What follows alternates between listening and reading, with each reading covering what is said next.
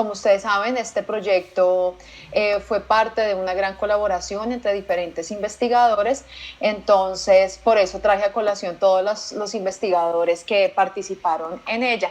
El artículo en este momento se encuentra en revisión de coautores para, espero próximamente lo podamos someter. Bueno, quería antes de empezar a mostrarles un poquito los resultados. Como sé que de pronto los biólogos no están tan familiarizados con este tema de virus, quería hacer como una pequeña introducción. Recordarles que los virus se definen como parásitos intracelulares obligados. ¿Qué quiere decir eso? Que necesitan de un huésped, ¿verdad?, para poder sobrevivir. Ellos como tal no son capaces de producir su energía ni tienen su propio metabolismo, sino que viven a expensas del hospedero. Tienen un tamaño muy pequeño, normalmente es reconocido que son muchísimo más pequeños que las bacterias, sin embargo, relativamente hace poco descubrieron una familia de virus que se llaman como virus gigantes y tienen tamaños de genomas inclusive muy cercanos a lo que podría tener una bacteria. Entonces el tamaño pequeño, por eso lo pongo entre comillas, sin embargo siguen siendo entidades biológicas que se caracterizan por sus características particulares, entre ellas pues la mayoría tienen obviamente tamaño pequeño. Los virus infectan células eucariotas y procariotas, quiere decir que si yo estoy hablando de una esponja marina, que es mi modelo biológico, que es Aliclona fulva, y es una esponja que se encuentra abundante en el mar Mediterráneo, especialmente en cuevas, habita más o menos a una profundidad de 35, 40 metros, entonces estamos hablando de que ese holobionte, que está representado por el animal que es eucariota, junto con una comunidad microbiana, va a contener o puede tener virus que le infecten a ella o que infecten el microbioma. ¿Qué es importante tener en cuenta? Cuando yo hablo de virus, hablo de que definitivamente el conocimiento es súper limitado. De virus se conoce muy poco, razón por la cual el estudio se hace tan complicado. Es como si uno hablara y así realmente es como lo identifican, como esa dark matter, como esa materia negra en la que yo no sé qué es lo que hay, en la que se desconoce en gran parte de su taxonomía, en la que todavía se está evaluando cómo clasificar ese tipo de entidades biológicas, y si todavía estamos mirando, tenemos problemas con la clasificación, ni pensar que todavía desconocemos gran parte cuál es la función que están ejerciendo. Entonces es importante tener en cuenta eso, y que eso ya de entrada va a ser una limitante para el análisis de los datos. Los virus están presentes en diferentes hospederos que habitan en suelo, agua o aire. Aquí es importante tener en cuenta que los hospederos obviamente habitan en diferentes latitudes, entonces que no va a importar si el hospedero vive en el Ártico o en el trópico, porque allí también vamos a encontrar virus que son capaces de infectarlos. Ahorita que está de moda nuestro amigo COVID, pues creo que nos hemos familiarizado un poco indirectamente, pues porque escuchamos a toda hora noticias de COVID, ¿no es cierto? Y pues ha logrado captar nuestra atención. Simplemente para recordarles que la estructura de un virus es supremamente sencilla, es un ácido nucleico, ¿no es cierto?, que está envuelto por una proteína que protege ese ácido nucleico, y algunos tienen una cubierta que hablamos de que es lipídica, y entonces hablamos de que hay virus envueltos o no. ¿Listo? ¿Cuál es la idea de ese ácido nucleico o esa envoltura? Conferir protección y resistencia. Yo siempre tengo que proteger el ácido nucleico porque es el que va a tener toda la información. ¿Listo? Hablamos de que los virus son las únicas entidades biológicas que se dan el lujo de poder tener dos tipos de ácidos nucleicos, ¿no es cierto? Tienen RNA, tienen DNA, pero adicionalmente ese DNA o ese RNA puede ser de cadena sencilla o de cadena doble. Entonces hablamos de que estas entidades tienen diferentes tamaños y están representados por diferentes tipos de genomas. Resulta que bueno, honestamente, cuando yo empecé a trabajar en virus fue algo a lo que los resultados de mi investigación me fueron llevando. Por eso a veces me han escuchado decir, como yo siempre digo, uno nunca sabe en qué termina trabajando. Y es porque inicialmente, para los que no sabían, esto es una parte, o estos resultados son derivados de mi tesis doctoral. Para la tesis doctoral yo hice un análisis preliminar, pero resulta que la idea era, pues sí, obviamente hacer metagenómica, ¿no es cierto? Con metagenómica yo iba a poder tener como una poder hacer inferencias a nivel funcional de mi holobionte, incluyendo su microbioma, obviamente. Entonces, y cuando yo recibo los resultados, oh sorpresa, tengo un gran porcentaje de reads que cuando yo someto mis datos a esos flujos de trabajo que ya están automatizados, me dicen, tiene muchos virus, tiene virus, tiene virus. Entonces yo digo, ¿y ahora qué? Para mí fue sorprendente la cantidad de virus que tenía, razón por la cual pues terminé trabajando en virus. Entonces, la verdad fue algo a lo que me llevaron los resultados, por eso siempre digo, uno no sabe en qué termina trabajando. Inicialmente, cuando uno recibe datos de metagenómica o de genómica, cualquier datos de secuenciación, lo primero que debe hacer es un filtro de calidad, ¿no es cierto? Entonces uno filtra, mira los extremos, tiene que hacer limpieza de las secuencias, que no hayan adaptadores. Entonces uno somete y utiliza diferentes programitas. Yo les puse algunos que están señalados en este recuadro, que fueron los que utilicé. Uno juega con los comandos y va mirando van siendo los mejores resultados, cómo yo incremento la calidad, obviamente dependiendo del filtro que yo establezca, del puntaje de calidad que yo establezca, asimismo también voy a esperar una muy buena calidad en el análisis de la información. Una vez yo filtro esos datos y hago un proceso de limpieza, empiezo a ensamblar esa información. Resulta que cuando yo mandé a secuenciar 3 muestras de Aliclona fulva. La esponja mía no es como las esponjas que uno suele ver que son de crecimiento vertical, como la cestospongia, como las que uno está acostumbrado a ver normalmente, sino que la mía es una esponja que es más bien plana, con un grosor muy delgado. Entonces aquí es difícil decir que la muestra proviene de la parte externa de la esponja o de la parte interna, porque como tiene un grosor tan delgado, crece sobre sustrato, entonces es difícil. Se tomaron muestras y se mandaron a secuenciar 3 muestras. Las muestras tuvieron diferente nivel de profundidad, por esa razón, para este estudio lo que hicimos fue unir los resultados de las 3 muestras. Cuando se hace el ensamblaje, se utilizaron diferentes tipos de ensambladores, IDBAUD y MegaHit. Entonces, para saber cuál era el mejor, entonces decidimos, no, puede haber sesgo, perder información. Entonces lo que usamos fue usar Minimost2, que me une estos dos y me saca una lista de cuáles son las secuencias que están únicas y cuáles son las secuencias que se pueden unir y que son comunes entre ambos ensambladores. Una vez se tienen los contigs producto del ensamblaje, se procede a hacer el análisis de la información. Entonces, se hizo la anotación taxonómica, ¿no es cierto? Yo necesitaba saber quién había, quiénes eran. Entonces recuerden que yo estoy hablando de que yo tengo resultados de metagenómica, entonces tengo toda la mezcla. Entonces quiero saber qué hay de bacterias, quiero saber qué hay de arqueas, qué hay de eucariotas, qué pude recuperar yo, qué hay de hongos, qué tanto hay de mi esponja, ¿no es cierto? Porque yo estoy haciendo, cuando yo hago la extracción de DNA, estoy haciendo la extracción total, sin importar, yo no puedo separar procariota de eucariota. Si bien es cierto, uno puede usar algunos procedimientos en el laboratorio para hacer un enriquecimiento de las comunidades procariotas, yo no lo hice porque cuando me llegaron las muestras, a mí me llegaron aquí a Colombia, las muestras fueron tomadas en algún momento en el Mediterráneo, yo no podía hacer el procesamiento inmediato. Normalmente ese tipo de enriquecimientos, apenas uno toma la muestra, tiene que hacerlos inmediatamente en el laboratorio. Entonces aquí no hubo preenriquecimiento. ¿Qué es importante tener en cuenta? Cuando yo hacía procesos de extracción de Aliclona fulva, fue supremamente difícil poder tener DNA de alto peso molecular. Si yo voy a hacer metagenómica, meta de toda la comunidad, normalmente cuando uno manda a secuenciar le piden que envíen una foto del gel, el DNA debe ser de alto peso molecular, un DNA limpio. Yo no podía tener ese DNA, porque cuando yo resuspendía mi DNA quedaba de color naranja. Aliclona fulva es una esponja de color naranja. Al parecer, durante los procesos de extracción de DNA, yo estaba también coextrayendo metabolitos secundarios y era muy difícil poder limpiar el DNA, porque yo lo podía limpiar, pero perdía DNA y lo fragmentaba. Entonces era un balance bien complicado. Hay un protocolo o hay un kit de extracción que utiliza amplificación se llama FI29, de un fago.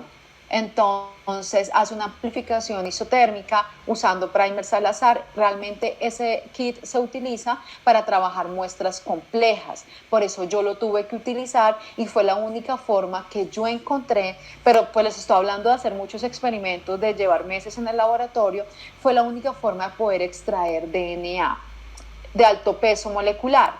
Entonces, ¿qué es importante tener en cuenta? Que luego, cuando ya empecé a leer de virus, me di cuenta que FI29 favorece la amplificación de algunos tipos de virus. Si bien es cierto, esto puede aumentar la cantidad de virus que yo estoy observando en las muestras y probablemente por eso es que yo tengo tantos RUIDs que son clasificados como virus, pues tiene que haber igual una buena cantidad inicial de virus que haya podido ser amplificable usando este método. Entonces también me está indicando que la esponja tenía una buena cantidad de virus. Pero como yo tengo ese sesgo de la técnica utilizada, yo en este estudio por eso no hablo de abundancia. Entonces quiero hacer la aclaración, porque sería hacer una sobreestimación de la abundancia real que me estarían representando esos virus. Una vez tengo el ensamblaje, entonces se procede a hacer la anotación taxonómica, como ya les dije, quiénes están. Luego se procede a hacer el análisis de la comunidad viral. Y aquí fue un poco como la primera piedra en el camino, y es bueno, no hay tanta información en las bases de datos. Entonces aquí proponemos usar 3 diferentes bases de datos y comparar los resultados. La idea de poder usar diferentes bases de datos es que pues yo voy a aumentar la probabilidad un poco de identificación. Al ver que con usando diferentes bases de datos se logró identificar el 10% de la comunidad viral, empezamos a ver cuál había sido a nivel funcional, qué proteínas, cuáles habían sido las proteínas que más se habían tenido. Y cuando yo tuve esos resultados, nos damos cuenta que proteína asociada a la cápside y una proteína de replicación, que es frecuente en unos grupos virales, tenían una estaban muy bien representadas. Entonces decidimos utilizar la proteína para poder hacer análisis filogenómico y ver si podíamos hacer una caracterización también de esa comunidad viral.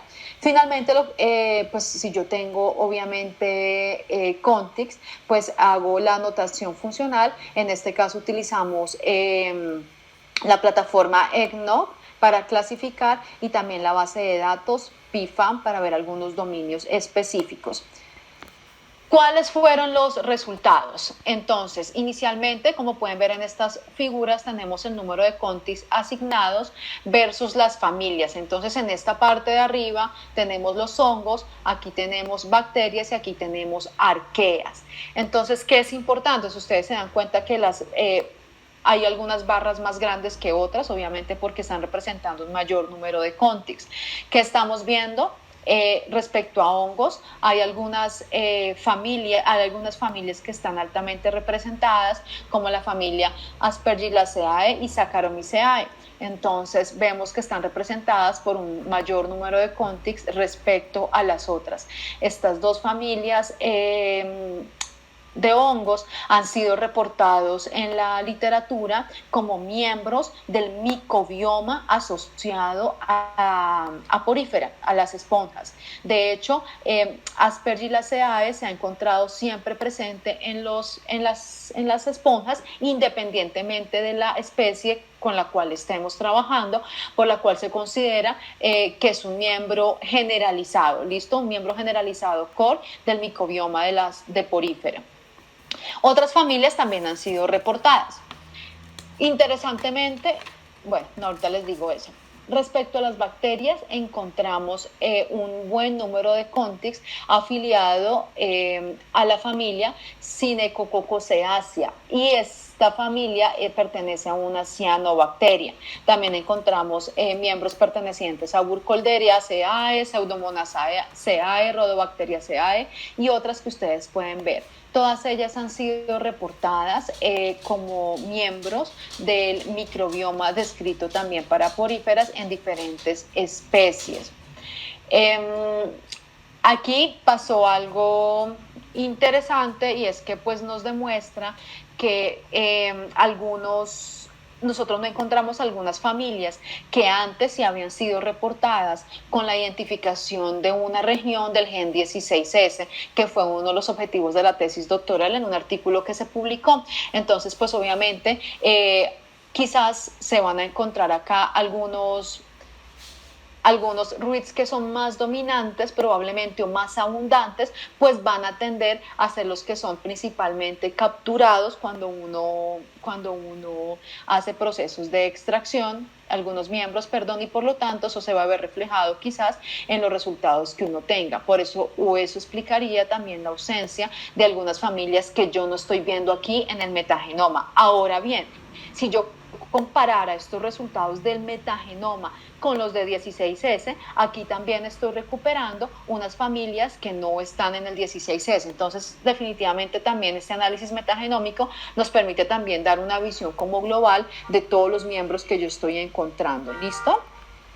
Finalmente, respecto a arqueas, tenemos un gran número de contigs que no pudieron ser clasificados, que pertenecen a familias, que no pudieron ser clasificados, son desconocidos, pero también tenemos un gran número que fueron clasificados como Xenarcheaceae. Cuando se hizo el análisis por 16S, resulta que el Iclona fulva demostró un microbioma muy particular. Y cuando yo digo es muy particular es porque aproximadamente el 70% del microbioma está dominado solamente por dos simbiontes, una bacteria y una arquea.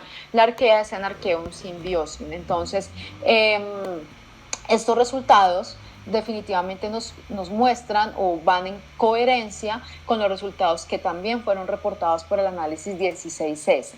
Que aquí tengamos desconocimiento respecto a la clasificación taxonómica puede pasar. El microbioma todavía en ambientes marinos, la descripción de microorganismos todavía sigue siendo un tema que sí está siendo ampliamente explorado y del cual todavía no tenemos gran conocimiento. Entonces, es importante resaltar esto, que no era novedoso que nosotros no pudiéramos clasificar algunas de las secuencias. Respecto a los virus, utilizando las 3 bases de datos, pudimos recuperar 8 familias. La familia más abundante es Circoviridae, como era esperado, tuvimos contigs que no pudieron ser clasificados a nada, otros que son Ficonaviridae, Nanoviridae, Mimiviridae, que hacen parte de estos virus gigantes, junto con Ficonaviridae, que infectan eucariotas, Microviridae, Ereleviridae y Genomoviridae. ¿Qué es importante resaltar?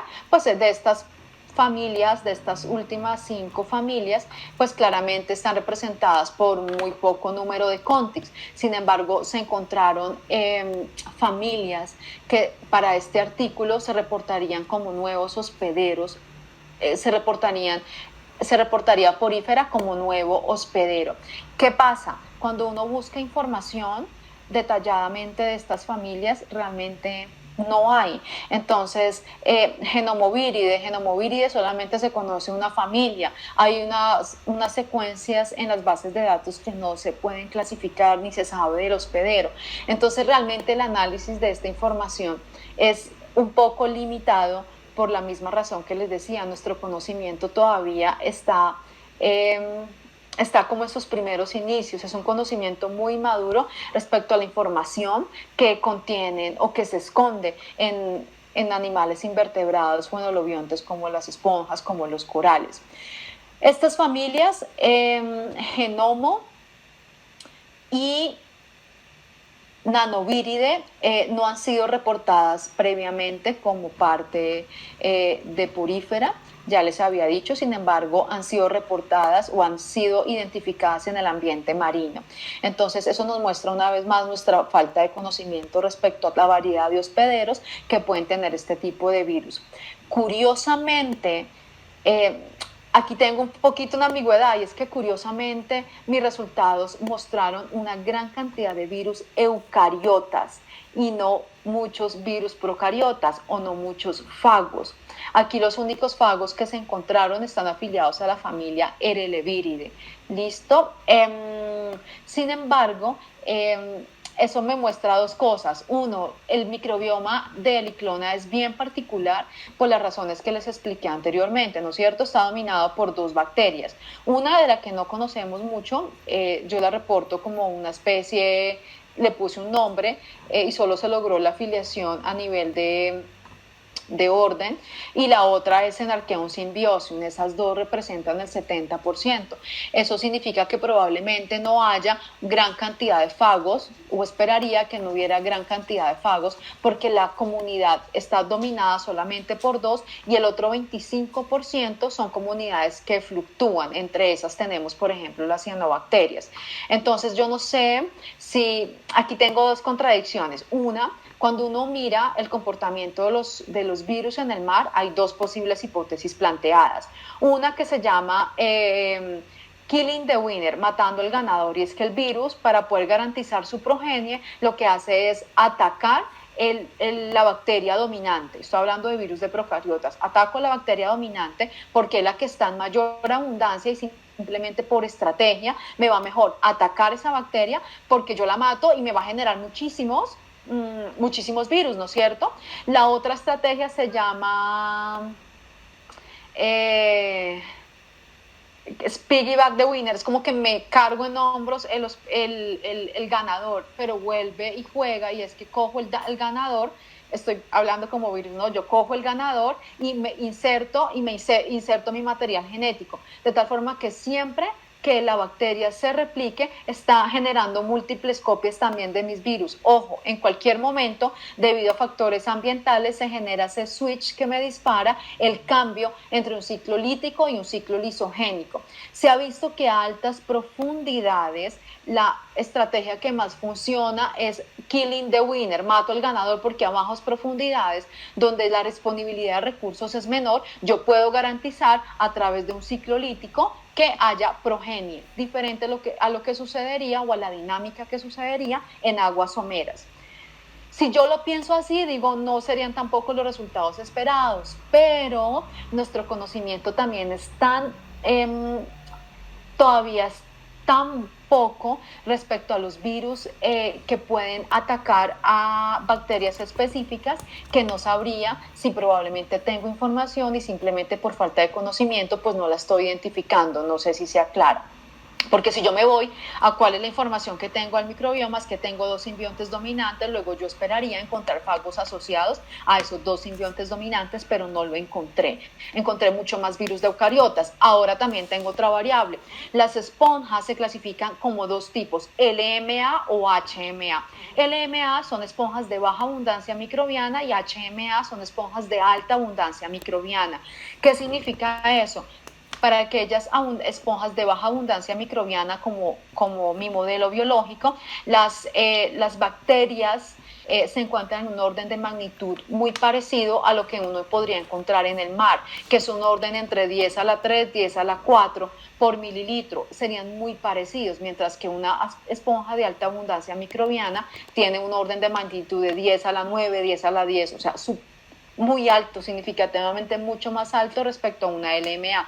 Eso también puede ser una desventaja, y eso probablemente indicaría que de pronto fagos, que son los virus que atacan a bacterias, no van a tener tantas bacterias blanco que ellos puedan atacar, y entonces eso de pronto también explicaría por qué también encontré tanta abundancia. Está mal porque yo no estoy hablando en términos de abundancia, pero tantos virus asociados a eucariotas.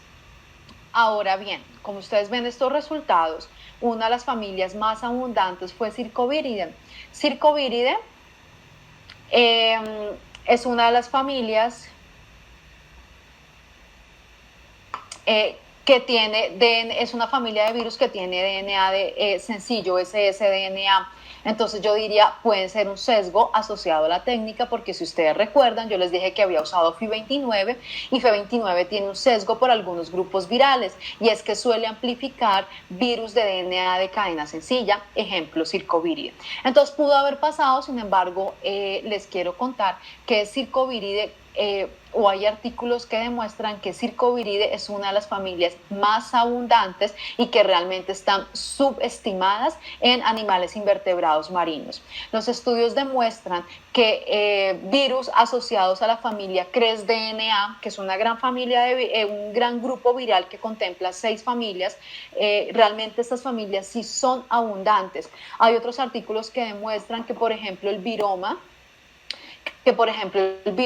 en el mar está como si estuviera dividido en 2 grandes miembros, muchos virus RNA y muchos virus DNA de cadena sencilla. Lo que pasa es que nosotros los subestimamos y no utilizamos las técnicas adecuadas para reportar su abundancia y así contribuir a su clasificación, al conocimiento de su clasificación taxonómica y su función. Entonces, fíjense que a pesar de que yo utilizo una técnica que me favorece el enriquecimiento de estos virus, también estos se están encontrando o están siendo cada vez o están siendo más frecuentemente detectados en animales invertebrados marinos. Les dije que esta figura que ustedes están viendo acá me permitió en términos generales clasificar el 10% de los virus. El 10% de los virus. Uno dice es poquito, porque tengo 90% de todos los RITs que no pudieron ser, de los CONTICs, perdón, que no pudieron ser clasificados. Cuando yo comparo mis resultados con la literatura, todos dicen, solo pudimos clasificar el 10%, solo pudimos clasificar el 10%. Entonces realmente es malo, pero es lo esperado cuando uno hace virómica, y más virómica marina, cuando estoy yo así como con los ojos vendados de no sé con qué me voy a encontrar. Teniendo en cuenta estos resultados, dijimos, bueno, ahora miremos otra estrategia para ver si logramos identificar. Y es que cuando yo les hablé un poquito de la metodología, este árbol no se ve tan bien, les pido disculpas, pero cuando yo les hablé de la metodología, les dije que a nivel funcional, yo había tenido muchas proteínas CAP y REP. Entonces dijimos, bueno, hagamos una asociación por filogenia a ver si logramos clasificar algunos virus. Utilizando la proteína de Capside no me fue muy bien, no se lograron clasificar muchos CONTICs. Sin embargo, utilizando la proteína REP, fue una aproximación que fue utilizada y nos fue mejor. Se logró clasificar otro 10% de los CONTICs, entonces en total se lograron clasificar el 20% de los CONTICs. Este árbol muestra más o menos cómo fue la distribución. En total se tienen 6 grandes grupos, grupos grandes como Genomoviridae, grupos grandes como Microviridae, grupos grandes como Circoviridae, que les mostré ahorita, grupos grandes como Ficonnaviridae. Aquí tenemos unos CRES-DNA y unos DNA no clasificados. Resulta que entonces, utilizando esta aproximación, y era buscar, yo miré, o se miraron, porque fue un trabajo en conjunto, se miraron cuáles habían sido las proteínas, cuáles de las proteínas REP, en qué grupos virales habían sido clasificados.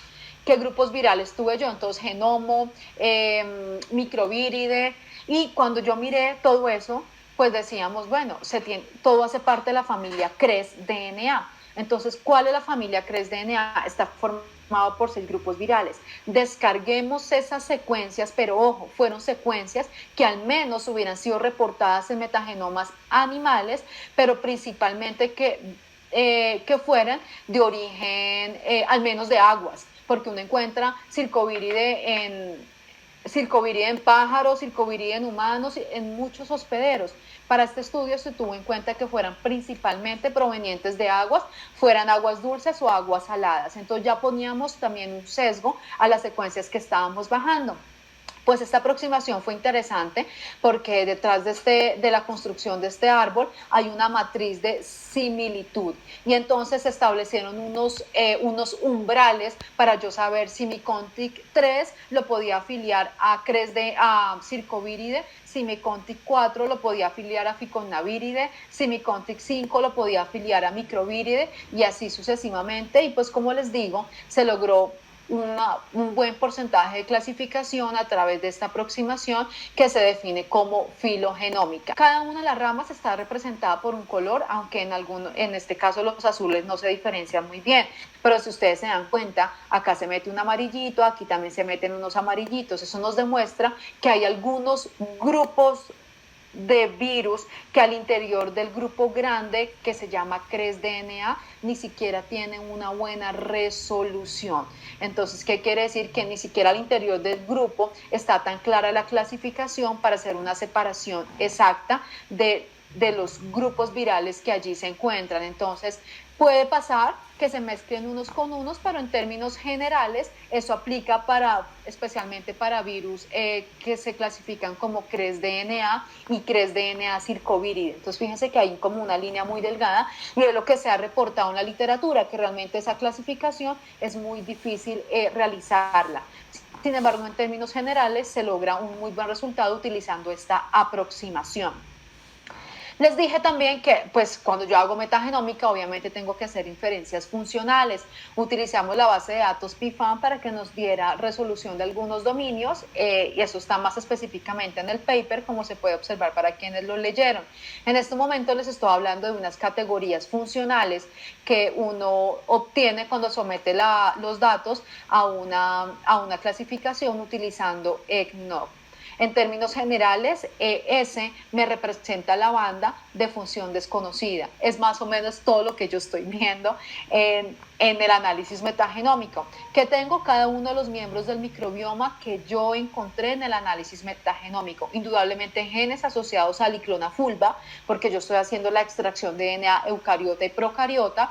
Dentro de los miembros eucariotas también tuve hongos. Dentro del componente procariota tengo arqueas y bacterias y finalmente tengo los virus. De los virus, miren ustedes, la mayoría de funciones no son conocidas. Eso muestra una vez más y confirma nuestra ausencia o carencia de conocimiento respecto al componente viral marino. O sea, si tenemos problemas con el componente viral terrestre y el componente viral asociado a muchas patologías y a muchas a clínico, al componente clínico, imagínense cómo es el tema marino, ¿no? Entonces, la barra naranja me está mostrando funciones desconocidas, todo esto es desconocido, sin embargo, respecto a las categorías funcionales conocidas, que son las otras que están representadas por diferentes colorcitos y en las cuales no voy a entrar en detalle, pues sí son resultados que son comparables con la literatura, ¿no es cierto? Entonces tenemos que las bacterias están asociadas a metabolismo de aminoácidos, a metabolismo de carbohidratos, al metabolismo del nitrógeno. Se cree que las bacterias, o se ha visto que las bacterias son claves, por ejemplo, en el metabolismo del nitrógeno para el holobionte. Encontramos que de los hongos, una de las categorías más importantes fue metabolismo de carbohidratos y se ha visto que los hongos, gracias a la producción de sus enzimas, pueden solubilizar ciertos compuestos y proveer fuente de carbono también para la esponja. Respecto al Diclona fulva, se encontraron funciones respecto a proteínas como colágeno, a unos dominios que son los que reconocen algunos simbiontes. Entonces, en general, lo que es conocido hace, por decirlo de alguna forma, match con la literatura y los resultados que se han reportado para porífera, pero definitivamente nuestro conocimiento sigue siendo, nuestra carencia, nuestro vacío de conocimiento sigue siendo muy alto respecto a animales invertebrados y más aún respecto a los virus. Bueno, eso era todo por decirles. Espero que se hayan leído el artículo y pues si tienen dudas o si pueden hacer alguna retroalimentación, el artículo, como ustedes saben, está en revisión, entonces, por parte de coautores, entonces cualquier duda, cualquier comentario, pues es bienvenido.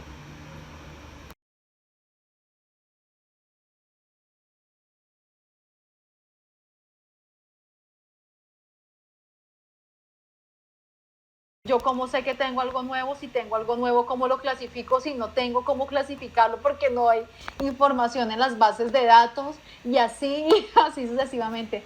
Carolina, obviamente yo creo que el tema debe seguir y se debe seguir haciendo investigación en el tema, seguir tomando muestras y seguir explorando diferentes ambientes. Pero yo creo que indudablemente debemos ser más recursivos y mirar nuevas o mirar cómo se hacen estrategias de análisis, utilizando modelos ocultos de Markov, utilizando semillas, utilizando como ese tipo de estrategias para poder hacer ese tipo de abordajes. ¿Porque a qué voy? Mira, para mí una de las grandes limitantes es que hay muchos o la mayoría de flujos de trabajo para viromas marinos se basan en los fagos. Y a mí nada me daba con fagos, nada. Y yo decía, a mí estos programas no me sirven, ¿yo qué voy a hacer? Claro, después entendí cuando ya pude hacer esto, después entendí que es que yo casi no tenía fagos, entonces a mí jamás me iba a hacer match con nada de fagos. Entonces mira, por ejemplo, aquí la estrategia que utilizamos, que no la nombré, fue la estrategia de la supermayoría. Yo decía, ¿cómo digo esta secuencia A es virus, bacteria o arquea? ¿Qué nombre le pongo al menos? ¿A qué grupo la mando? Aquí utilizamos la estrategia de la supermayoría, que ha sido reportada en algunos artículos. Y la estrategia de la supermayoría es que cuando yo hago un blast de mi secuencia, me van a dar una serie de match en bases de datos. Si la mayoría de match dicen que es un virus, yo la mando como virus. ¿Ves? Y se van a meter bacterias, pero para mí es la regla de la supermayoría. Si la mayoría de match me dicen que es un virus, yo lo mando como virus. Y así fue la primera estrategia que lancé para decir esto es un virus o una bacteria. Si me dice que es la mayoría de bacterias, yo lo mando como bacteria. Y nos fue muy bien porque logramos recuperar muchísima información que yo antes perdía haciendo la aproximación utilizando diferentes programas, porque yo no sabía qué era lo que tenía. Entonces, Carolina, creo que entre más hagamos este tipo de abordajes de utilizar ómicas para poder recuperar como un todo la información, creo que va a ser mayor la capacidad de análisis y de lograr recuperar la información.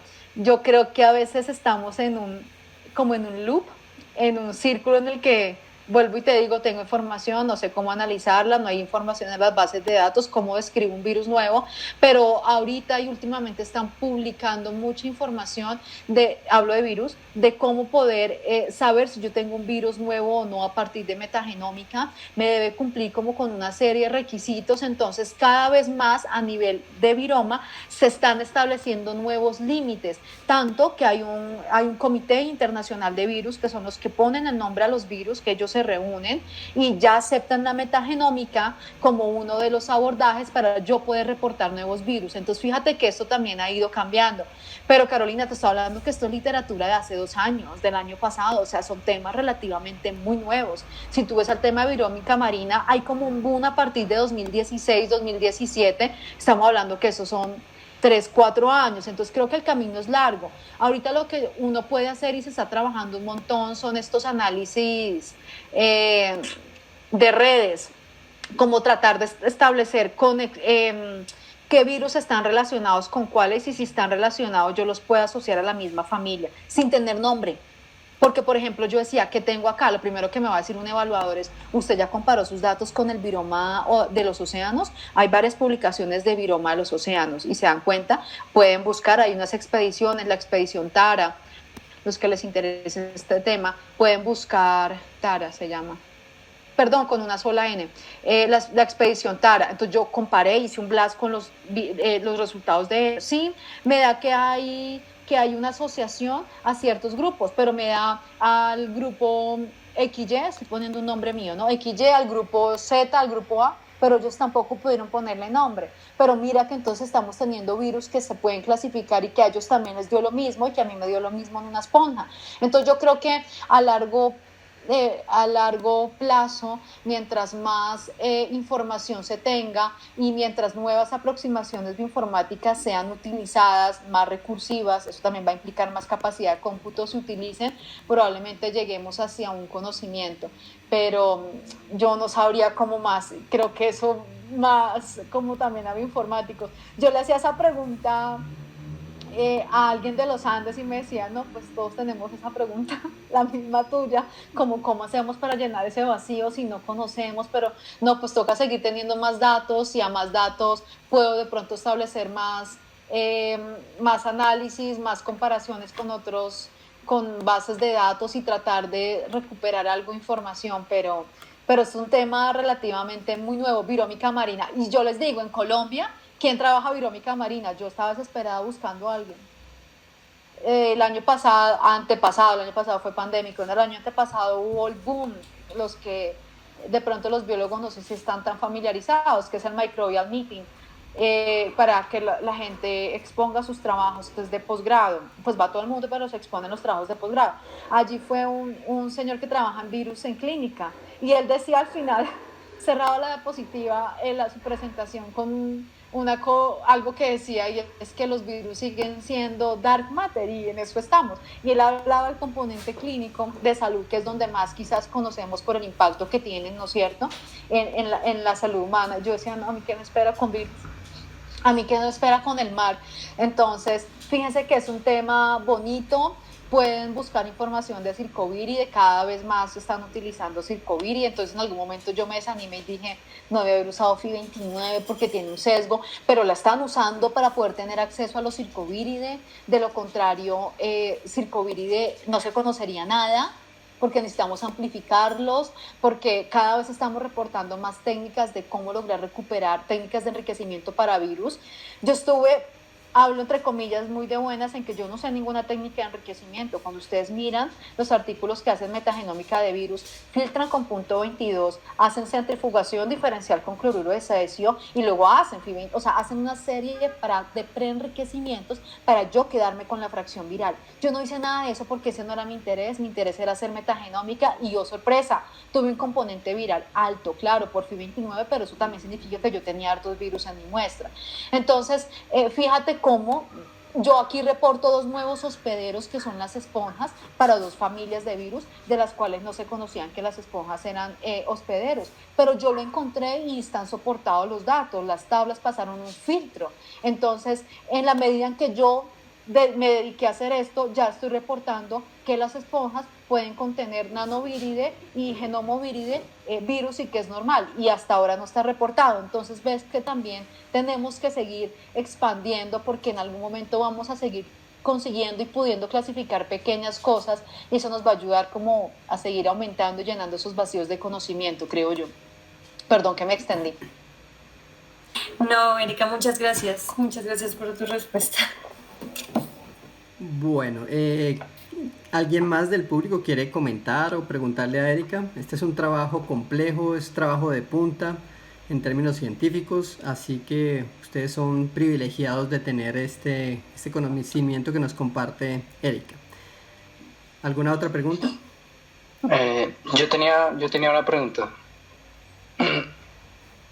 En una parte del artículo mencionas que las funciones están asociadas sobre todo a procesos de replicación, recombinación, sobre todo la parte metabólica. Esos resultados se deben al sesgo de que en las bases de datos se reportan, o sea, están enfocadas hacia reportes metabólicos o realmente falta información ahí realmente. ¿Tú me hablas de la función de la esponja? Sí, Alejo. Las funciones que encontraron reportadas. Las funciones que están reportadas van a tener sesgo respecto a lo que está en las bases de datos, sí. El hecho de que, y mira que yo lo estoy viendo, es decir, yo confiaría en que lo que yo tengo es lo que está reportado y es coherente, porque mira que igual de virus yo tengo un gran porcentaje de funciones que no tengo ni idea para qué sirven. Me sirve funciones conocidas, funciones viral, pero funciones conocidas, desconocida. Entonces, ¿por qué es desconocida? Porque lo que yo más encuentro en bases de datos es de fagos. Y hubo un boom bioinformático de secuencia de los resultados con la información de fagos. Entonces, de lo que más yo voy a encontrar. Pero como yo no tuve tantos fagos, tengo unos vacíos enormes de función, porque además tampoco pude clasificar mucho mi población viral. Aquí me pasó algo curioso, y es que no sé si fue por un sesgo en la técnica, por algo en el estudio, porque son mis resultados, uno no sabe qué va a encontrar con esto de todas las ómicas, con todo lo de secuenciación, uno no sabe ni qué es lo que va a encontrar, pero hay unos genes metabólicos auxiliares que son ampliamente reportados en fagos. Yo quería hacer ese análisis, porque son ventajas que les confieren los virus. No pude encontrar, está muy pobremente enriquecido, solamente encontré resistencia a níquel. Y si yo encuentro resistencia a níquel no es porque lo tenga la esponja, es porque un fago se lo concedió. Entonces, claramente sí, Alejo, va a haber un sesgo respecto a las funciones, porque pues cuando tú haces la comparación va a tener lo que esté más reportado a bases de datos. Ahora bien, uno también establece un filtro cuando hacen match a proteínas, ¿no? Que haya un 30% de homología, creo que el filtro fue de 10 a la -3, ya no recuerdo, pero sí va a haber un sesgo con lo que también esté reportado. Sí, esa era la pregunta, gracias. ¿sí? Sí. Bueno, ¿alguna otra pregunta que tengan para Erika? Yo, profe. Sí. Hola, Erika. Hola, Juanita. Me pareció súper interesante tu artículo, la verdad. Me llamó muchísimo la atención. Y pues quería preguntarte dos cosas. Primero, como cuál es la función de las bacterias predominantes como en la esponja. O sea, quiero saber más como qué función cumplen en la esponja. Y la otra era que no me quedó muy claro la función de los virus. O sea, dijiste que podían actuar de dos formas, como killing the winner, y The la winner. otra no me quedó muy clara. A piggyback, como que me cargo en hombros el ganador. Es lo que Sí, traduce, ¿no? sí, de esa no la entendí muy bien, no sé cómo funciona muy bien. Juanita, las bacterias son súper importantes para la esponja, así como ellas establecen relación de simbiosis, así como en los corales, ¿no? Entonces, de hecho, se ha visto que procesos de disbiosis, la esponja se muere, se daña, empieza a haber necrosis de los tejidos. Entonces, pues eso para resaltar el papel que puede tener el microbioma. Pueden tener funciones, principalmente son metabólicas, proveer fuentes de carbono, pero fuente de nitrógeno se ha visto que es un montón. Así como la esponja excreta amonio como producto de desecho, ellas cogen ese amonio y hacen transformaciones, ciclo del nitrógeno, entonces están muy relacionadas. Ciclo del azufre, proveen también fósforo, entonces más es a nivel metabólico. Pero hay un componente bien importante que realizan también las bacterias y los hongos. Yo lo he visto mucho bueno, es por lo que más he leído. Yo casi no he leído de hongos de esponjas, y es que son encargadas de la producción de metabolitos secundarios. Entonces hay un tema que es bien bonito, para los que les gusta, a mí este es como el sueño en lo que yo quisiera trabajar algún día, que son los genes non-peptide, ribosomal peptide, NPRS, NRPS, ya no sé si es NPRS o ahorita les busco y les mando. Son rutas que utilizan las bacterias a partir de aminoácidos y que no utilizan las rutas normales, convencionales, para hacer proteínas a partir de ribosomas. Es lo que nosotros conocemos, ¿no es cierto? DNA, RNA, proteínas. ¿Y quiénes hacen las proteínas? Pues los ribosomas. Ellos son una ruta alterna. Es muy diferente, es una locura. Entonces, las bacterias proveen ese tipo de ayuda, en el sentido de que protegen al holobionte a través de la producción de metabolitos secundarios. Entonces, fíjate que es un tema que no solo es metabólico en cuanto a proveer nutrientes, sino también en conferir protección. Ahora bien, yo estoy hablando como de un interés microbiológico en el que yo digo el simbionte es el productor de la vía metabólica. Es tan complejo que no se sabe quién es quién, porque la única forma de yo saber quién hace realmente qué ruta metabólica sería que yo marcara radioactivamente, y es bien complicado y se necesita una infraestructura, tener el holobionte en acuarios, yo saber qué le voy a proveer, qué fuente de alimento que vaya marcada radioactivamente, y poder ver el camino de ese, por ejemplo, el carbono. Pero se ha visto que principalmente las bacterias son las encargadas. Ellas son las que producen los compuestos antitumorales, antiparasitarios, antivirales, antimicrobianos, que les confieren a la esponja protección contra infecciones, y como contrainfecciones, los metabolitos secundarios. Entonces sería como las funciones más básicas a nivel metabólico y producción de metabolitos, Juanita, en lo que yo he leído. Respecto a la otra pregunta las dos hipótesis. Son las dos formas que tienen de actuar los virus, Juanita. Entonces, los virus tienen dos ciclos, ciclo lítico y ciclo lisogénico, ¿no es cierto? El ciclo lítico rompe la esponja y saca muchos virus pequeños, por decirlo de alguna forma. Y cada virus, cada partícula viral va a infectar luego otra célula y así sucesivamente hasta tener muchas y múltiples copias de los virus. Eso se llama killing the winner porque yo mato. Y aquí en winner porque es el ganador. Digamos que una estrategia súper inteligente de los virus es que van a coger las bacterias que son más dominantes. Y cuando hablo de dominancia hablo en términos de abundancia. ¿Quiénes están más abundantes? Si esa va a ser mi blanco. A mí no me sirven, estoy hablando como virus, ¿no? A mí no me sirve como virus coger el que está en una proporción muy pequeña, porque es que no voy a garantizar un buen número. Yo necesito un buen número para asegurar mi supervivencia y mi progenie. La otra hipótesis es que, en otras palabras, piggyback the winner haría alusión al ciclo lisogénico, Juanita, en que yo infecto la célula, pero mi material genético queda dentro de la célula, ¿no es cierto? Se llama ciclo lisogénico. Y la bacteria sigue reproduciéndose, y cada vez que haga copias, ahí va mi DNA de virus, ahí va, perdón lo coloquial, pero ahí va como despacio, sorongo, ahí va el DNA. Cuando hay algún factor ambiental, cuando hay algo, de hecho no está claro cuál es ese switch que hace que cambie de lisogénico a lítico, no está muy claro, se ha visto que cambia, entonces pasó algo, cambiaron las condiciones ambientales muy bruscas, se activó el virus y empezó a hacer ciclo lítico, mató las bacterias y garantizó progenie, ¿sí me entiendes? Son como las dos formas de actuar, de cómo yo voy a encontrar los virus.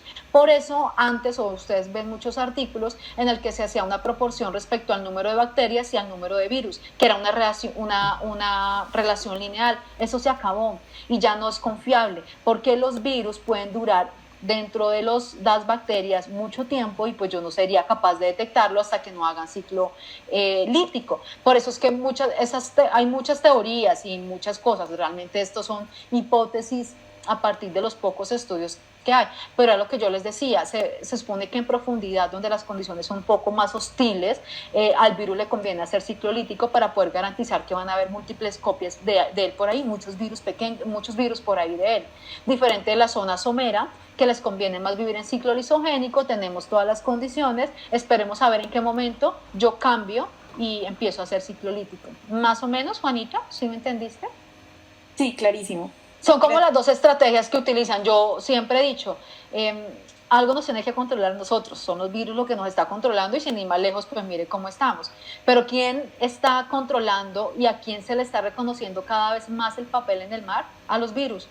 Ustedes pueden leer que antes, cómo era el tema de la cadena trófica, quienes proveían el carbono, y los virus fueron los que desviaron el flujo de nutrientes. Se creía que eran los protozoos los que controlaban mucho las bacterias del mar. Parece que no son los protozoos, sino los virus, los principales controladores de las bacterias que hay en el mar. Entonces, si hay ciclo lítico, pues voy a proveer más nutrientes, porque cada vez que mate una bacteria van a caer debris, van a caer residuos de carbono que van a servir como fuente de carbono para sustentar otros organismos, y así va cambiando el flujo de los nutrientes. Entonces vienen siendo ellos los responsables.